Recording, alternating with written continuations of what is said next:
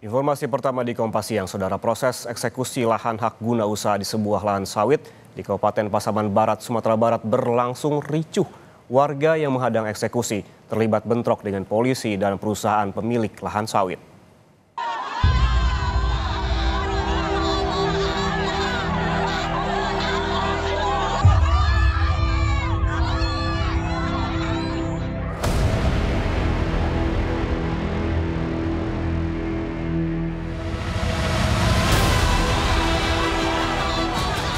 Kericuhan terjadi saat puluhan masyarakat adat Nagari Kapa di Kabupaten Pasaman Barat, Sumatera Barat berupaya menghadang perusahaan pemilik lahan sawit yang hendak melakukan pembersihan dan penanaman kelapa sawit.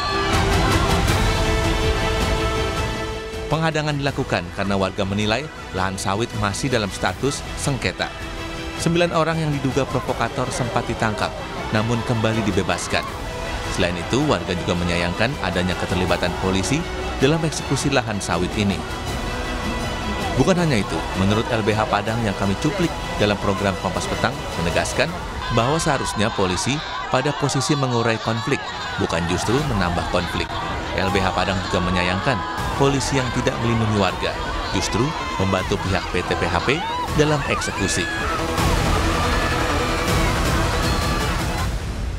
Ini kami melihat memang situasi konflik antara masyarakat Kapa dengan PT PHP 1 itu sudah bergulir sejak tahun 2000-an sebenarnya, dan itu muncul tenggelam dan selalu dalam titik tertentu terjadi kekerasan terhadap masyarakat Kapa.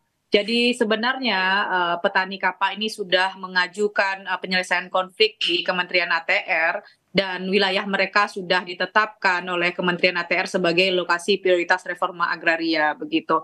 Dan harusnya polisi tidak turut campur dalam konflik ini, karena kepolisian salah satu tupoksinya di dalam Perpres 62 tahun 2003 adalah mengurai konflik dan resolusi konflik, bukan menambah konflik begitu.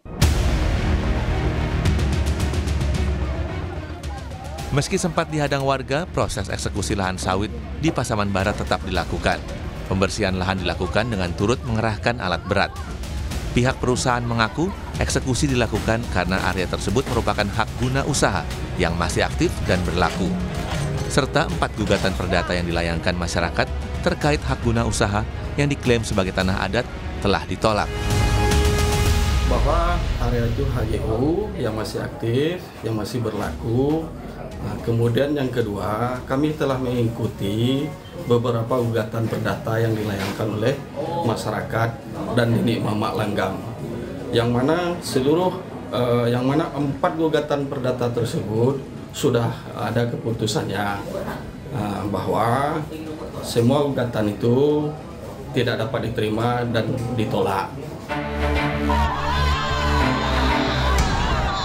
Selain itu, pihak perusahaan sawit menyebutkan selama 5 tahun menunggu hasil gugatan tanah adat yang tidak menghasilkan, perusahaan dirugikan sebesar 30 hingga 50 miliar rupiah. Tim Liputan Kompas TV.